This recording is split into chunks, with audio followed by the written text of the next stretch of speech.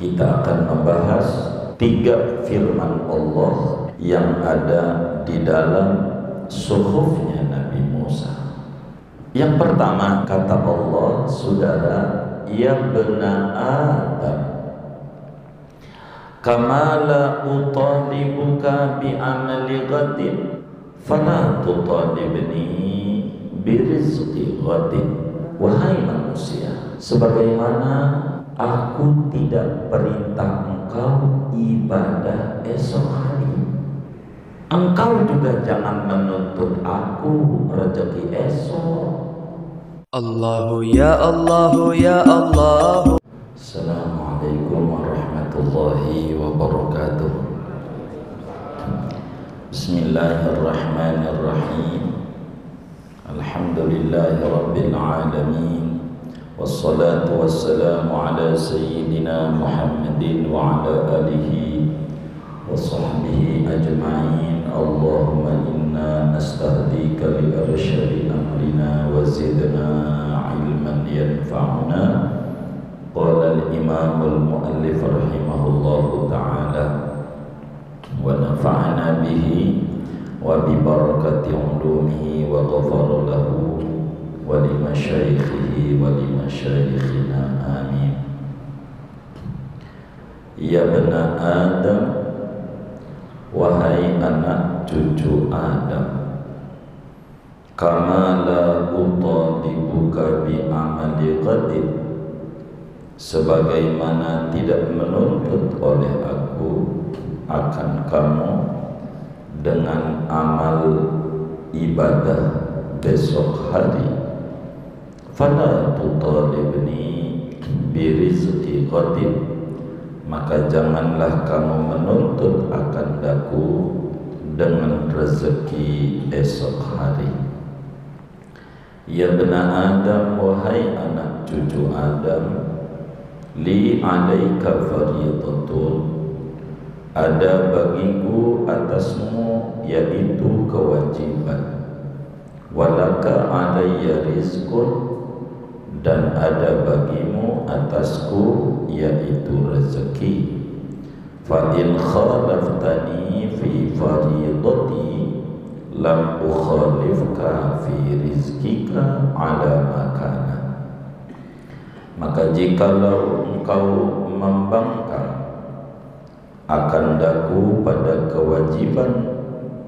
kewajibanku, maka tidaklah aku menyalahi akan engkau pada rezekimu atas apa yang ada.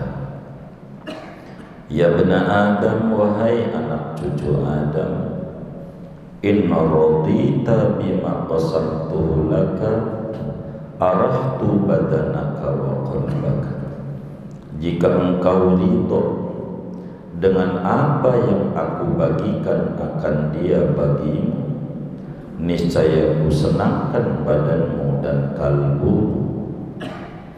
Wa illam tarda bima qasamtuhu laka, dan jika engkau tidak ridho dengan apa yang aku bagi akan dia bagimu, sallattu alaika dunya, maka akan aku kuasakan atasmu akan dunia, hatta tarqudu fiha, sehingga mengejar-ngejar oleh engkau pada dunia, qaradil wahsyi fil bariyati, seperti ngejar-ngejarnya binatang liar di hutan belantara, ay sahra'i, yani padang sahara, wa izzati wa jalali, demi keagunganku dan kebesaranku, la yanaluka minha, tidak akan dapat akan kamu dari dunia, illa ma qasamtuhu laka, kecuali apa yang aku bagikan akan dia bagimu,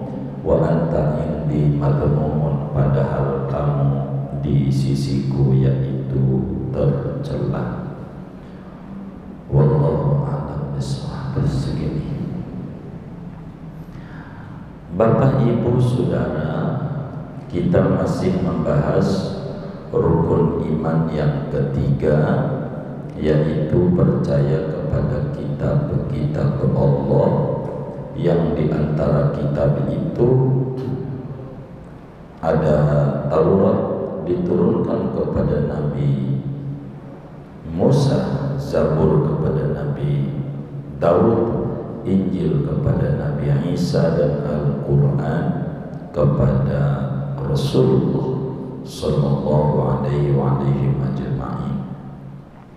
Malam ini kita akan membahas 3 firman Allah yang ada di dalam suhufnya Nabi Musa, yang dalam Al-Quran dijelaskan pada surat Al-A'la, inna fi dzalika la fis suhufil ula suhufi Ibrahim wa Musa.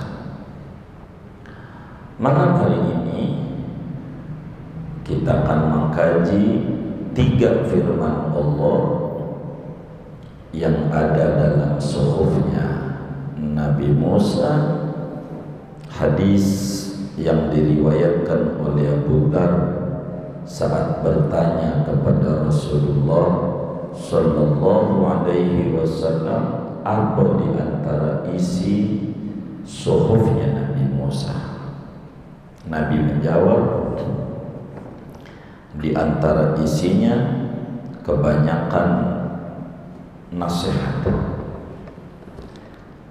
Yang pertama malam ini kata Allah, saudara, ya bena Adam, kama la utalibuka bi amali ghadin fala tutalibni bi rizqi ghadin. Kata Allah, aku tidak perintah Anda, wahai manusia. Wahai manusia, Allah mengajak bicara kepada kita. Allah memberi wejangan kepada kita. Allah memberikan nasihat kepada kita. Tinggal kita buka mata batin kita supaya firman Allah bisa masuk kepada otak dan hati kita, hidup kita. Kalau benar-benar bisa memahami yang 3 ini aja, fa insyaallah hidup kita bahagia dunia dan akhirat. Amin ya rabbal alamin. Kata Allah bilang begini sama kita, ya benar Anda, wahai anak cucu Anda, kama la utalibuka bi amali ghadin, sebagaimana aku tidak perintah engkau ibadah esok hari. Kita besok zuhur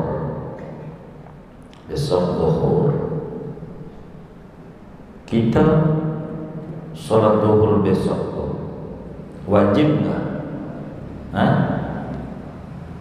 Ini nyampe nggak ini speaker ini?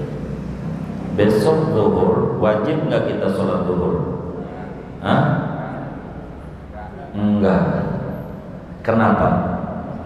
Belum waktunya. Cakap. Belum waktunya. Kalau udah gelincir matahari, kita ngalamin besok gelincir matahari, baru kita disuruh sholat oleh Allah. Subuh, dhuhur, isya aja enggak, belum masuk. Subuh enggak, apalagi dhuhur. Kata Allah, saya ini sama Anda saya perintah ibadah besok hari, kamu harus kerjain kamu harus kerjain Aku tak perintah itu karena belum waktunya.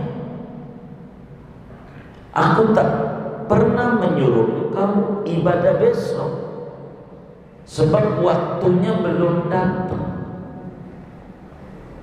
Karena itu engkau juga jangan menuntut aku rezeki esok. Belum datang. Jangan ngomongin besok, hari ini dulu dah. Kata Allah, Rezeki hari ini kau belum syukuri, mau ngomong besok.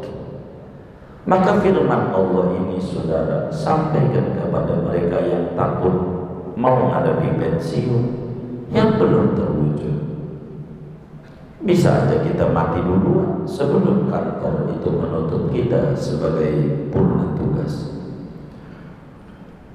Katakan kepada mereka yang kebingungan ngadepin hari esok, bagaimana nanti kalau saya punya anak di sekolah ini, mana sekolah pada mahal, sampaikan nama mereka, Anda tenang. Tuhan tidak pernah menyuruh Anda ibadah besok, apalagi tahun depan. Karena itu Anda jangan pusingkan rezeki esok. Syukuri apa yang ada, nanti Tuhan beri yang belum ada. Kita sebagai hamba lebih banyak pusing hidup memikirkan sesuatu yang belum tentu terjadi. Terlalu banyak mengisi otak kita dengan perkara-perkara yang kurang penting di mata Allah. Anak kita nanti kawin sama siapa? Anak kita nanti bakal nikah sama siapa? Anak kita nanti bagaimana? Kepanjangan Anda bagaimana nanti biaya hidupnya? Bagaimana nanti? Orang tua kita dulu, ya Rabbana, kantor nggak punya, apalagi gaji.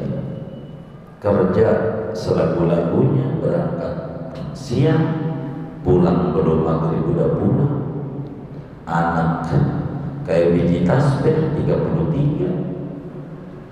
Tapi mereka bisa. Kenapa? Mengerti firman Allah, ya benar ada. Kamala utalibuka bi amali ghad, fala tutalibni bi rizqi ghad. Aku tidak suruh nanti bagaimana, nanti bagaimana. Aku enggak pusingin kau. Apakah seminggu lagi kau mau sholat, mau kagak? Sebulan lagi mau sedekah apa kagak? Sebulan lagi mau puasa apa kagak? Aku enggak pikirkan itu, karena belum waktunya. Maka jangan kau tuntut aku yang belum masuk waktunya terkait rezeki. Syukuri yang ada. Bukankah banyak rezeki yang sudah diberikan? Oksigen gratis rezeki, darah masih mengalir rezeki, nggak perlu pakai dicuci kayak orang-orang yang seminggu 2 kali boro yang dia yang cuci darah, yang nungguin jadi sakit. Belum yang lain, anak mau nurut, istri mau baik, itu rezeki banyak yang Anda sudah dapat. Syukuri dulu itu, jangan mikirin esok. Ada jalannya. Coba Anda belajar kepada yang muda pensiun 20 tahun, masih hidup sampai sekarang. Anda kan belum pensiun. Kenapa Anda berusaha? Anda kurang yakin. Wa ma min dabbatin fil ardi illa 'alallahi rizquha. Tidaklah makhluk hidup yang ada di muka bumi yang melata, semuanya dapat jaminan rezeki dari Allah, dan Allah tidak memberikan rezeki yang belum waktunya. Rezeki itu kayak orang kalau belum waktunya nongkrong di kloset 2 jam, keluar nggak? Kenapa? 4 jam keluar nggak? Enggak juga. Tapi kalau udah waktunya kayak anak kita, ya mau taruh dulu nak kamar mandi, udah keluar dulu di celana. Kenapa itu? Udah waktunya. Nggak usah digusar-gusarin hidup. Mau ngapain? Yang dipuyeng-puyengin hidup begitu. Toh sampai sekarang masih hidup, masih banyak kurnia Allah. Kita tidak elok menuntut Tuhan. Kalau kata Ibnu Athaillah di dalam hikamnya, arif nafsaka anit tadbir fama qama bihi ghairuka anka la taqum anta li nafsik. Istirahatkan jiwa Anda daripada memikir-mikirkan masa depan, memikir-mikirkan rezeki, bikin puyeng di otak. Istirahatinya, beri bahagia jiwa Anda. Sebab apa yang telah dijalankan oleh orang lain, Anda tak perlu ikut campur.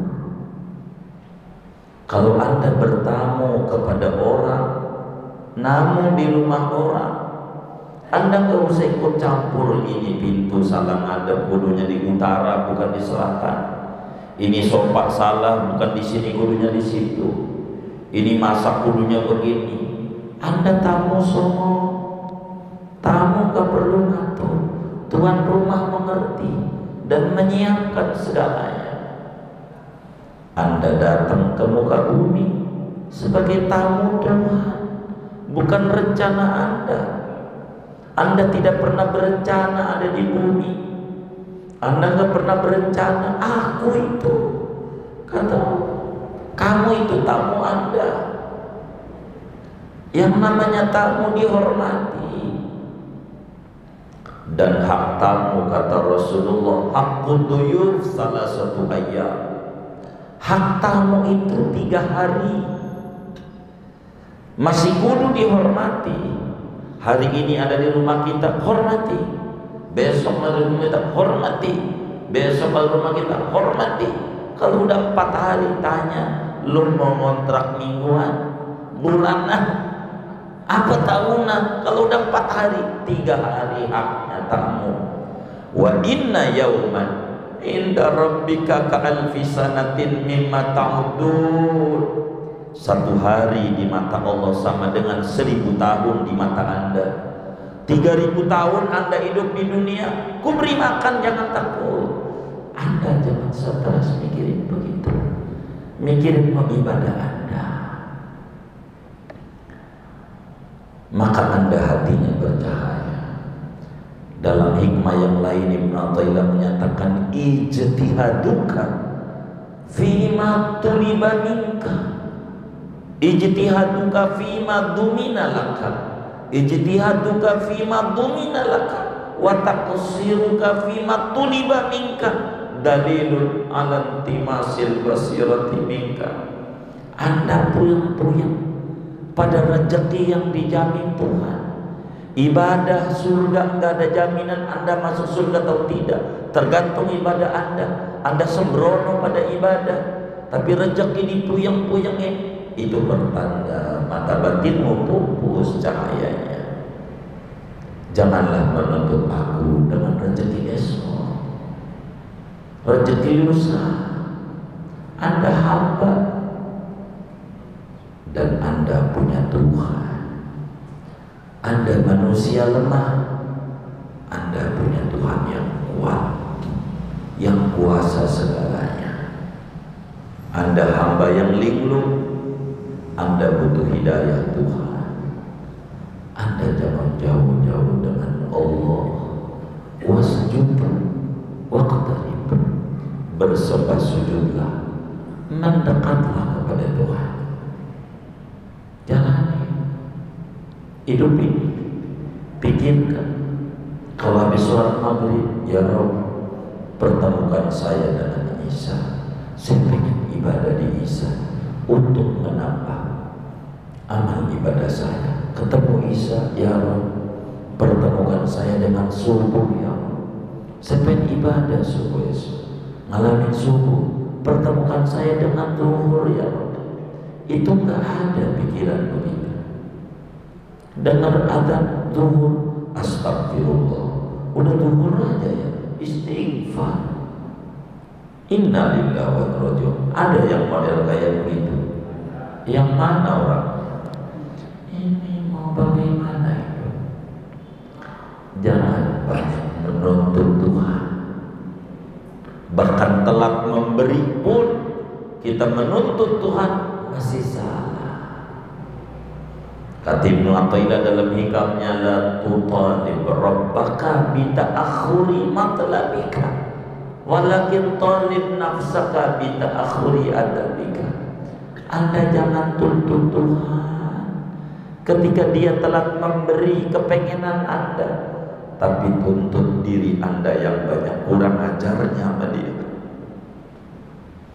Pengennya diopenin mulu sama Tuhan, tapi kurang open sama Allah.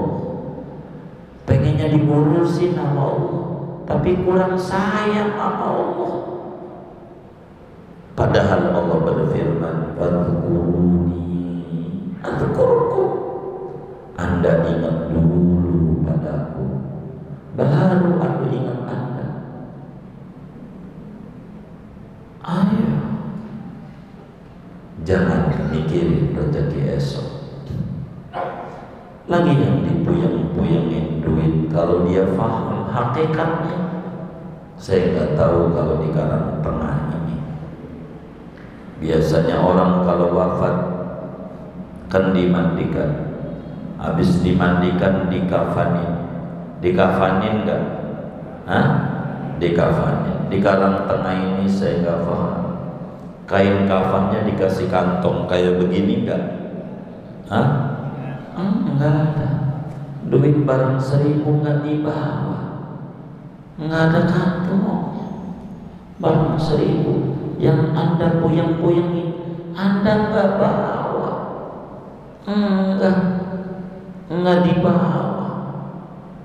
Malah nanti mati bininya baru juga seminggu mati, udah dahan-dahan pakai bedak lapis 7, pakai bola-bola sidu. Ya Allah, nyari laki-laki, ketemu sama musuh kita dulu di hidupnya, musuh bebuyutan, kawin sama dia, naik mobil Alphard kita, Fortuner kita.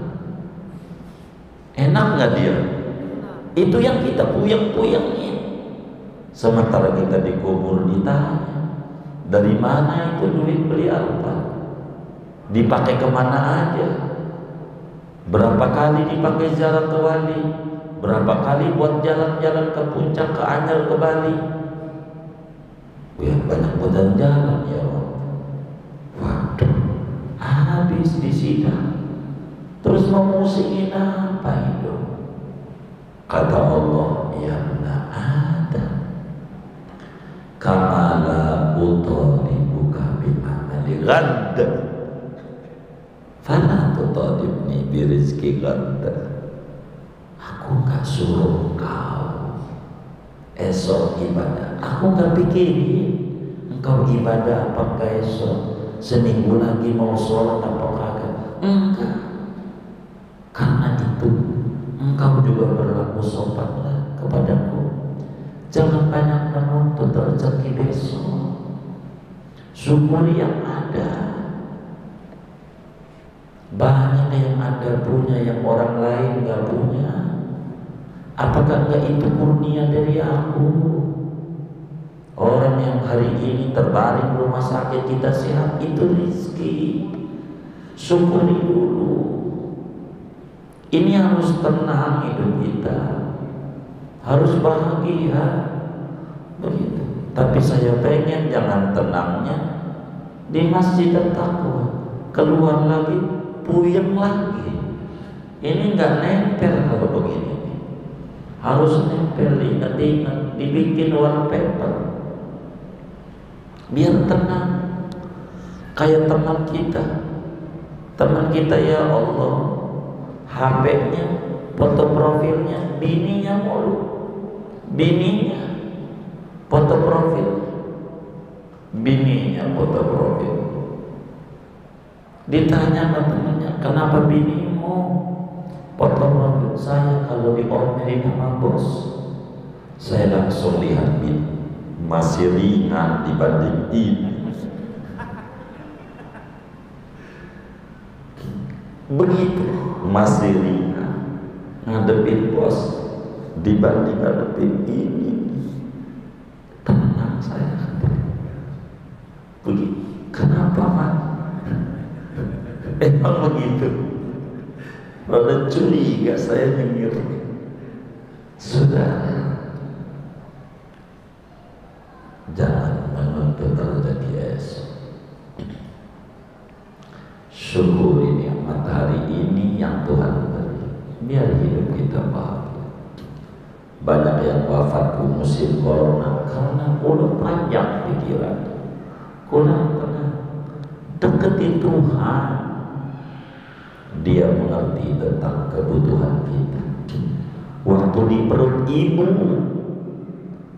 ibu, dia pikirin bagaimana kita makan, bagaimana kita minum, bagaimana kesehatan kita. Waktu di rahim ibu kita, yang kita nggak bisa jalan, nggak bisa kemana, Tuhan pikirin. Masa iya di alam dunia Tuhan kagak openin kita? Ilmu kan? Orang non muslim aja yang kagak nyembah Allah, Allah kasih. Masa kita yang nyembah Allah, Allah nggak bagi? Jangan usah. Anda jangan tuntut aku. Rezeki mendatang, ibadah mendatang, rezeki mendatang. Anda jangan tuntut, sebab aku tidak menuntut Anda untuk ibadah kepadaku di hari-hari mendatang. Yang aku tuntut yang kau alami saja. Hari ada 3, wal asri, masa cuma 3, tidak lebih dari 3. Masa lalu, masa mendatang, masa kini. Apa itu masa lalu? Masa yang tinggal kenangan, mau diputar kayak apa nggak bisa balik. Coba saya dari dulu ngaji ini dia takwa. Kenapa baru ngaji? Nggak usah pakai coba-coba. Coba dari dulu saya ibadah. Nggak usah pakai coba-coba. Udah berlalu. Itu udah selesai. Hari bukan mundur.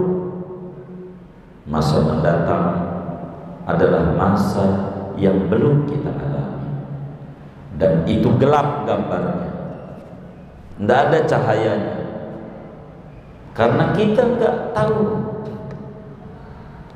bagaimana itu masa mendatang. Tabirnya masih rapat, dia gelap. Apakah kita ngalamin atau tidak? Yang kayak begitu Anda jangan pusingin, seperti Anda jangan pusingin masa lalu, sebab sudah terjadi dan itu belum terjadi. Yang ketiga, masa kini, masa yang sedang Anda hadapi. Disitulah bagaimana Anda di mendatang. Dari situlah Anda jangan pengen panen kalau Anda tidak nanam. Fala tatma antah sudah malam tazra. Jangan Anda berharap manen yang Anda tidak tanam. Anda nanamnya berenung pengen panen durian, mimpi. Anda berbuat jahat terus di dunia, enggak ibadah pengen masuk surga, mimpi. Anda tanam apa yang Anda tanam, itulah yang Anda panen. Singkatnya, berproseslah, sukses itulah bagian proses Anda. Aku tidak menuntut Anda sukses. Kata Allah, aku tuntut Anda proses. Proses hari ini. Anda jangan proses mendatang. Yang didapat oleh orang-orang sukses hari ini hasil kerja keras masa lalu, yang kalau kita didongengin belum tentu kuat kita mengalami apa yang mereka alami. Getir hidupnya belum kita alami. Kita hanya memandang suksesnya saja. Itulah menjadi ngiri, tidak baik pada hidup kita. Dan ini nggak benar dalam hidup. Ini Allah. Singkatnya, jangan tuntut Tuhan terkait rezeki di masa mendatang, sebab Tuhan tidak menuntut kita ibadah kepada Dia di masa mendatang, sebab waktunya belum masuk. Kita nggak usah mikirin surga, mikirin neraka, masih jauh. Tanamlah kebaikan kita, dan Tuhan tidak pernah mengingkari janji. Innallaha la yukhliful mi'ad. Fabashshiril ladzina amanu wa 'amilus sholihat bi anna lahumul jannah. Nggak bakal ingkar sama janjinya. Tanamkan kebaikan. Biarkan orang mau laku apa, itu urusan orang, tapi urus diri kita supaya dekat dengan Allah, supaya akrab dengan Allah, supaya intim dengan Allah. Berta'alluqlah kepada Rasulullah, adakan hubungan mesra dengan Rasulullah. Intimkan diri Anda dengan Rasulullah. Banyak baca sholawat kepada Rasulullah, karena satu-satunya manusia yang dimuliakan oleh Allah dengan kemuliaan tiada bandingnya hanya Rasulullah. Adakan hubungan dengan manusia mulia, nanti zat yang maha mulia, pemegang rezeki, akan memuliakan Anda di dunia, di kubur, di akhirat. Anda jangan tuntut Tuhan rezeki mendatang. Tuhan tidak tuntut ibadah di masa mendatang. Step by step, syukuri dari nikmat yang ada. Anda tidak punya sawah tapi masih makan nasi, tidak punya pohon pisang masih makan pisang, tidak punya pohon apel masih makan apel, tidak punya pohon durian masih menikmati durian. Apakah bukan nikmat dan kurnia dari aku, kata Allah. Jemaah yang mulia, kedua, kata Allah, sama kita diajak ngomong sama Allah, kita diajak bicara sama Allah. Apa kata Allah sama kita? Ya bena Adam, li alaika faridatun walaka alayya rizqun fa in khalaftani fi faridati lam ukhalifka fi rizqika ala makana. Allah mengajak bicara sama kita. Kata Allah, hambaku, anak cucu Nabi Adam. Kata Allah, li alaika faridatun. Anda datang ke dunia, ada tugas yang Anda harus kerjakan. Anda punya tugas. Wa ma khalaqtul jinna wal insa illa liya'budun. Tidaklah aku cipta jin dan manusia melainkan untuk ibadah, bertaqarrub, mendekatkan diri kepada pencipta jagat raya, Allah Jalla Jalaluhu wa ta'alat 'azamatuhu fi 'ula. Kata Allah, li alaika faridatun. Anda punya kewajiban yang harus Anda jalankan.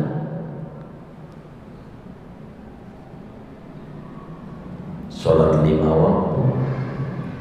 Kalau Ramadan puasa, dananya cukup buat memberi anak bini, Anda diwajibin haji dan umrah. Cukup harta dagangannya Anda berzakat. Ada tugas-tugas Anda yang aku bebankan kepada Anda. Itu pun tidak ada pemaksaan. Zakat tidak aku suruh Anda zakat, kecuali Anda telah memenuhi persyaratan untuk zakat. Tidak suruh Anda berhaji, kecuali Anda memenuhi peraturan berhaji. Kalaulah aku enggak berikan Anda rezeki, enggak. Anda punya tugas yang harus Anda lakukan kepadaku. Walaka alayya rizqu, urusan rezeki bagian.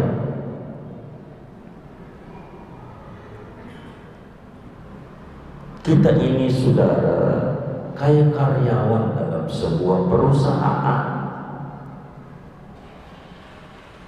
Allah itu bos, owner, pemilik perusahaan. Seorang karyawan, otaknya gaji meningkat, tapi tidak mikirin tugas dia. Bos yang model kayak begini kalau di dunia pecah. Demo mulu nuntut gaji naik, minta gaji lagi. Entar juga udah tanggal 1 mau gaji. Anda mau kerja aja yang maksimal. Urusan gaji aku juga tahu. Siapa di antara karyawanku yang teladan, yang baik, aku tahu. Begitulah Allah. Kita ini karyawan Tuhan, hamba Allah. Ada tugas yang harus dijalankan oleh kita dengan kelebihan akal yang Allah berikan nama kita. Urusan rezeki jaminan Allah. Allah jamin rezeki Anda. Rezeki itu gaji, Anda digaji. Tidak usah Anda punya tugas Anda ada, maksimalkan. Kalau aku suruh Anda sholat, belajar sama Nabi Muhammad, belajar sama ahli waris Nabi Muhammad. Bagaimana cara sholat yang saya mau? Rukunnya apa? Ada berapa rukun sholat? Syarat sah sholat apa-apa? Syarat wajib sholat apa-apa? Batal sholat apa-apa? Kau tanya sama kekasihku Nabi Muhammad. Belajar sama dia. Kalau kau enggak ketemu, tanya kepada ahli warisnya, para ulama. Puasa kau belajar tentang puasa, haji kau belajar tentang haji, zakat kau belajar tentang zakat. Segalanya telah kuajarkan kepada dia. Bagaimana yang aku mau? Tugas Anda maksimalkan di dalam pengabdian kepada aku. Rezeki urusan aku. Begitu kata Allah. Allah saking rahman rahimnya mengata begini, fa in khalaftani fi faridati lam ukhalifka fi rizqika ala makan. Andai kau membangkang tidak ngerjain sholat yang aku perintahkan, kau membangkang tidak puasa di bulan Ramadan, kau membangkang tidak pergi haji, tidak zakat, camkan manusia, aku tidak bakalan mengingkari tugasku untuk memberi rezeki kepadamu walau kau tidak ibadah kepadaku. Lihat itu orang-orang muslim, rezekinya dari Allah, nyembahnya bukan Allah. Ada yang berhala, ada yang patung, arca, pohon-pohonan, dedemi, roh-roh, dewa-dewa, tapi Tuhan kasih rezeki. Karena udah janji, Anda tidak patuh kepadaku, aku tidak akan kurangi rezeki jatah apapun yang ada. Baik Allah. Apalagi kalau kita patuh, apalagi kalau kita nurut ibadah yang benar kepada Allah. Kata Allah, tugasmu mengabdi kepadaku, ibadah yang benar. Jangan asal belajar cara ibadah yang benar. Belajar kepada Nabi Muhammad, dia kasihku cara bergaul dengan aku.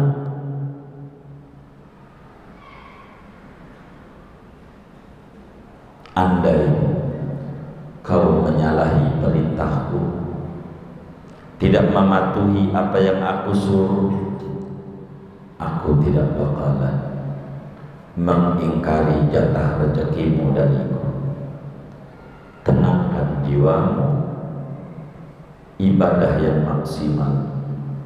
Tuhan tidak pernah tidur. Mana bagian kita? Pasti bakal sampai sama kita. Rezeki Anda tahu alamat, di mana alamat Anda, meski Anda tidak tahu di mana alamatnya rezeki. Sebab Tuhan tahu.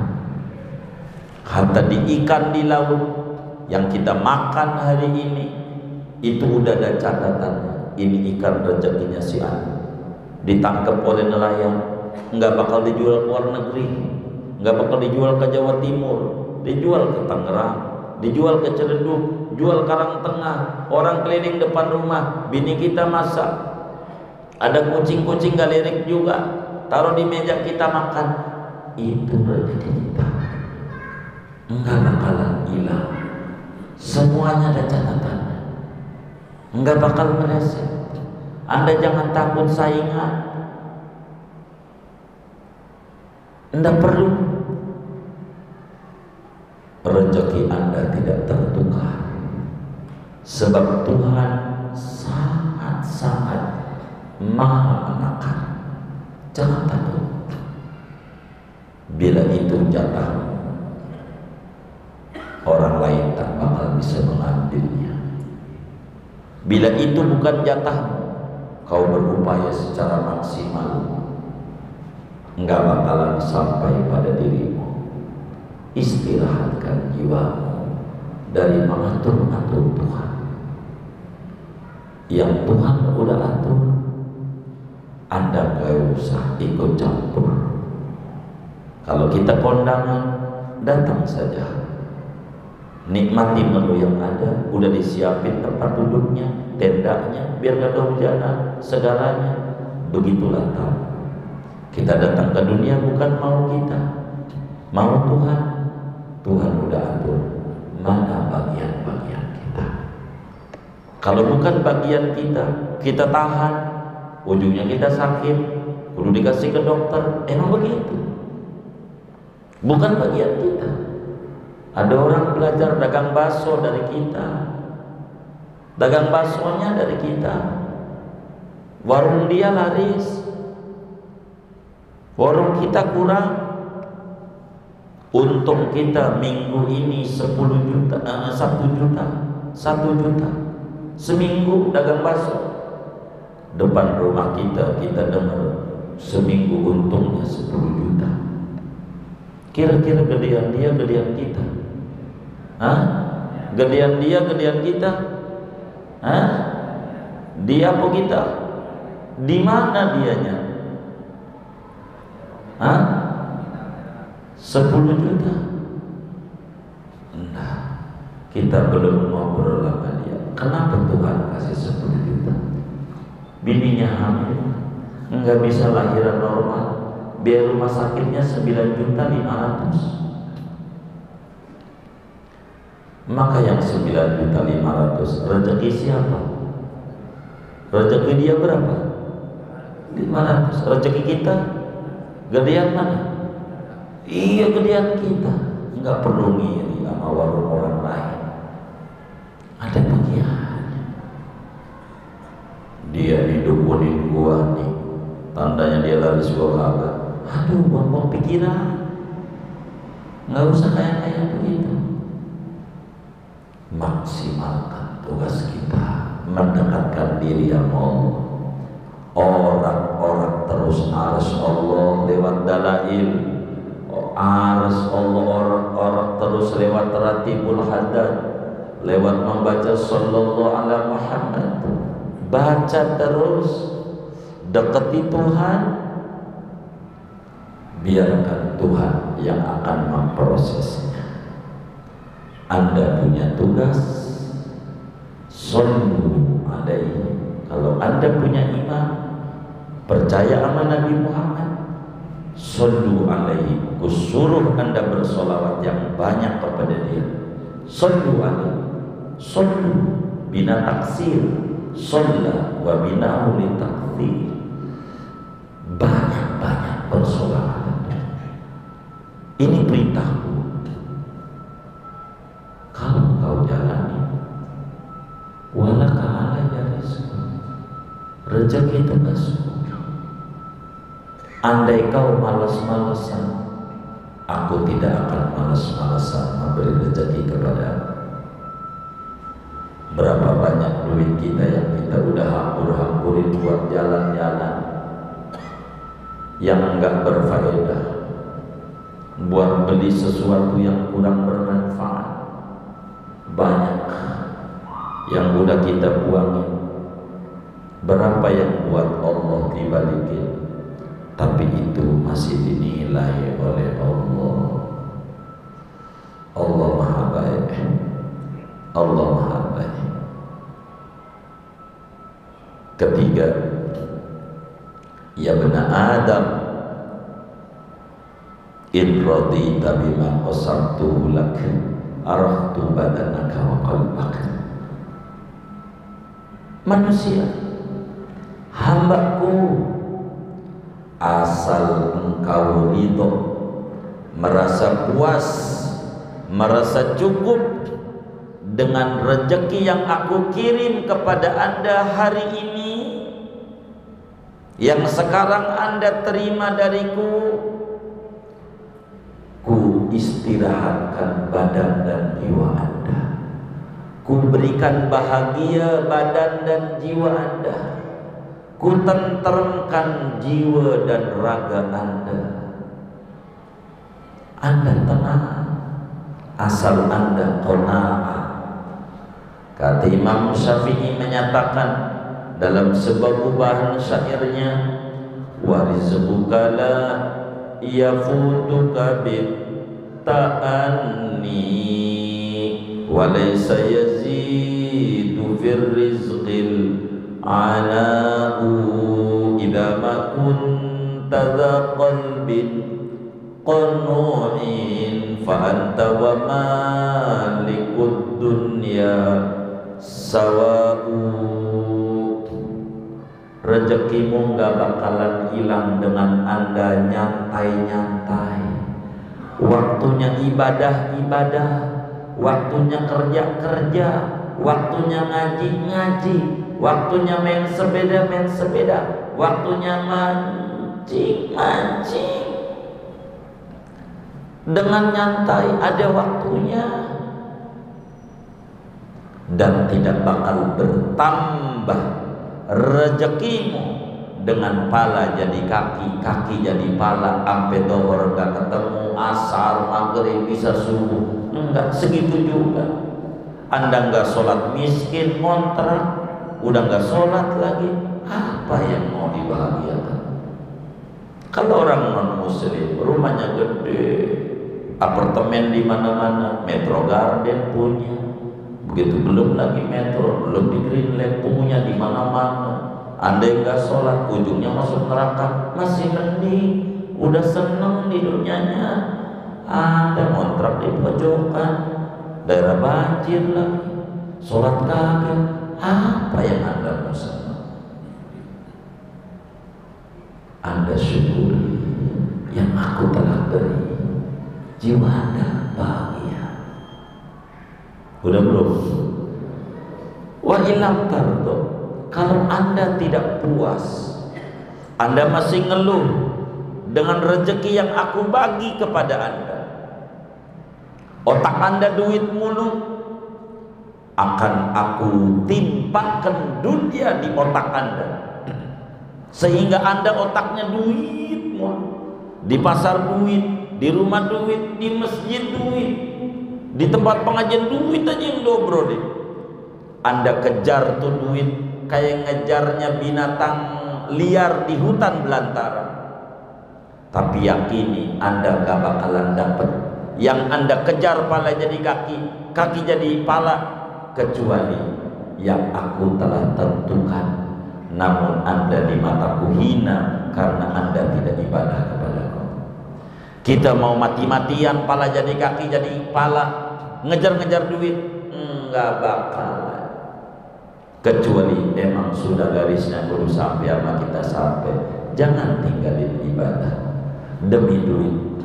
Jangan jadi lilin yang menerangi orang lalu dia membakar dirinya. Jangan jadi lilin, bininya bisa sholat, anaknya bisa sholat, diri kita nggak sholat nyari duit, gojek, kepala jadi kaki, kaki jadi pala, mau ngapain? Rugi kita. Membiarkan mereka masuk surga, yang penting diri kita masuk neraka. Salah. Bukankah mencari nafkah kewajiban? Betul. Tapi bukan itu doang, kewajiban masih ada. Li alaika fariidah. Ada tugas Anda. Jangan Anda tidak ibadah. Anda bersifat qanaah, rasa puas dengan yang aku berikan, jiwa Anda bahagia. Kalau Anda tidak puas, Anda kejar tuh dunia pala jadi kaki, kaki jadi pala, seperti Anda mengejar binatang liar di hutan belantara, enggak bakalan Anda dapat itu rezeki wong aku yang bagi, kecuali yang aku telah tentukan untuk Anda. Karena Anda tidak ibadah, Anda hina dina di mataku, maka rugi kita. Saudara, sekelumit ini di antara isi dan kandungan daripada suhuf Nabi Musa. Waalaikumsalam. Mohon bertanya dan duduk. Di dalam tubuh kita ada roh. Itu disebut makhluk atau apa? Terima kasih. Ruh adalah makhluk. Kita ada gabungan antara ruh dan jasad. Ruh kategorinya alam malakut, alam non indrawi. Sementara badan kategorinya alam mulki, alam kasar, alam yang bisa ditemukan oleh indera kita. Maka semua yang ada di jagat raya ini selain Allah makhluk, alam namanya. Alhamdulillahi Rabbil Alamin. Segala puji bagi Allah Tuhan segala alam, termasuk alam ruh. Itu diciptakan oleh Allah dan tentu namanya makhluk. Ruh itu makhluk. Wallahu a'lam. Assalamualaikum warahmatullahi wabarakatuh. Waalaikumsalam.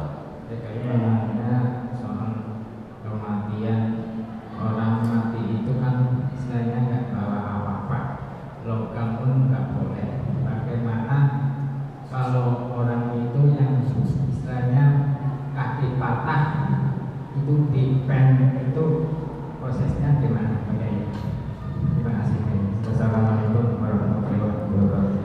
Waalaikumsalam warahmatullahi wabarakatuh. Kalau orang ada pen atau jantungnya dikasih cincin, udah kebanyakan cincin kayaknya, sampai jantungnya dicincinin juga, lalu kemudian dia mati, Bagaimana dengan pennya ini? Kalau nggak bisa diambil, bakal melukai pada mayat, biarkan itu, kuburkan itu dengan pen yang ada pada dirinya, dengan cincin yang ada pada jantungnya, bawa termasuk giginya. Kalau memang giginya permanen, kalau dicabut kudu harus dicabut pakai tang, nggak usah, kecuali giginya hanya ditempel doang pakai kawat, bisa dicopot karena mau makan tape uli. Nah, tempel lagi. Yang kayak begini silahkan cabut.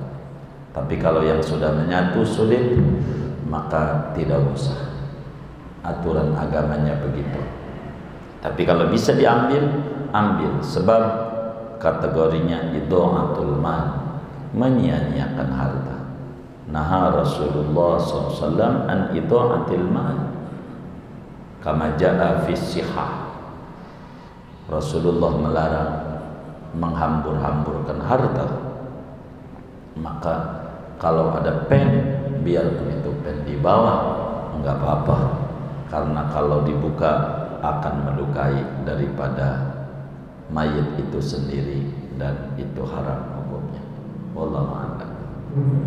Waalaikumsalam. Saya mau tanya karena di dalam buku itu ada salah satu ustaz itu dia bilang orang Nasrani itu kalau menyembah Isa itu wajar. Waktu di Isa, kalau misalnya dia tanya, misalnya dia bilang dia menyembah itu karena ada sifat Allah di situ, salah satunya bisa menunjukkan para mati. Tapi kalau misalnya waktu bisa nanti dijawab misalnya dia dia terus akan Tuhan, baru di situ sahabat nggak selamat. Kalau dia jawab situ misalnya tadi karena dia ada sifat Allah di situ, dia selamat. Gimana menurut gitu? Manusia tidak boleh menyembah manusia. Sebagaimana jeruk tidak boleh makan jeruk. Kalau Bapak perlu tahu, Nabi Isa ngidupin yang mati cuma 4 orang. Itu pun bukan manusia semua. Perlu diketahui ada Nabi yang bisa ngidupin orang mati 700. Nabi Jirjis. Itulah yang harus disembah. Kalau timbang 4 salah. Jirjis yang 700 masih salah, apalagi timbang 4 ngidupin. Nggak banyak Isa, 4 ngidupinnya 4. Syekh Abdul Qadir Jilani bisa ngidupin orang mati. Syekh Abdul Qadir umatnya Rasulullah, bukan Nabi, ulama, bisa ngidupin yang mati sampai 100 tahun masih hidup, beranak pinak. Lalu kita harus nyembah Syekh Abdul Qadir? Salah nih. La ilaha illallah, tiada Tuhan yang berhak disembah sejagat raya ini kecuali hanya Allah. Hatta Yesus salah. Laqad kafara alladziina qalu innallaha tsalisu tsalasa. Kafirlah dia. Keliru tuh orang yang mengatakan begitu, akan jadi kafir dia kalau membolehkan manusia menyembah manusia. Kita sama Nabi Isa hormat, karena Nabi Isa di antara karomahnya bisa menghidupkan orang yang mati. Dan bukan Nabi Isa doang, banyak umatnya Rasulullah. Sampai Imam Haddad yang dibaca Latinnya oleh kita, banyak orang kaum muslim, itu di antara karomahnya bisa menghidupin orang mati. Maka gelarnya Qutbul Irsad, Ghausul Ibad, tukang nolongi hamba-hamba Allah. Kalau ngidupin yang mati gampang. Yang susah tuh ngidupin hati yang mati, biar orang tuh dari bengal jadi nurut, susah. Dan itu banyak umatnya Rasulullah yang hebat-hebat kayak ini.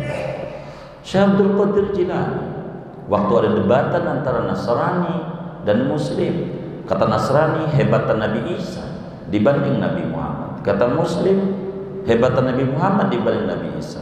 Ketika dia berdalih Nabi Isa bisa hidup orang mati, dia bingung karena kurang dalil, kurang ngaji. Ketemulah Syekh Abdul Qadir, dia ngadu, saya ini orang katanya hebatan Nabi Isa dibanding Nabi Muhammad. Oh begitu, apa alasannya bisa hidup orang mati? Enggak usah Nabi Muhammad, gue bisa. Syekh Abdul Qadir bisa. Yang benar, kalau benar janjinya apa? Saya Islam, baik. Unjukin di kampung ini di mana yang kuburan paling tua, di bawah, di Baghdad. Qum ya fulan biiznillah, hidup kembali, hidup, beranak pinak, kawin lagi. Begitu. Kita mau nyembah Syekh Abdul Qadir karena bisa. Ini bukan Nabi, wali aja hebat, timbang bisa begitu. Salah kita nyembah Syekh Abdul Qadir, salah nyembah Nabi Isa, salah nyembah Nabi Muhammad pun salah. Wa ma min ilahi illa ilahun wahid. Tidak ada Tuhan kecuali Tuhan yang esa, namanya Allah. Dialah yang harus disembah. Orang lain beda pikiran. Wallahu